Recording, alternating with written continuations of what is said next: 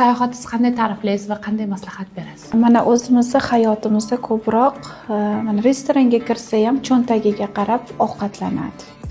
Lekin aynan sayohatga borganda albatta u yerda shvedskiy stol xohlagancha olib, o'zini xuddi milliarderlarday his qilishni boshlaydi. Xonaga kirgan paytida o'sha xizmatkorlar har bir o'sha yotog'i-yu, shkafi-yu hamma narsasini chiroyli qilib qo'yganda u o'sha boylikka, izobellaga ochilishni boshlaydi. Sayohat har bir inson uchun kerak, hayotini o'zgarishi uchun, fikrlashini o'zgartirishi uchun, farzandlari uchun ham bu narsa kerak. Hozirgi kunda men ko'p mana shu insonlar bilan ishlaganimda kuzatib boryapman. Hozirgi kunda farzandlarini tashlab chet ellarga ishlashga borgan ota-onani farzandlari doimiy ularning miyasida pul topishim uchun, orzularimni amalga oshirishim uchun, chet elga ishlash uchun borishim kerak degan ong bilan katta bo'lyapti.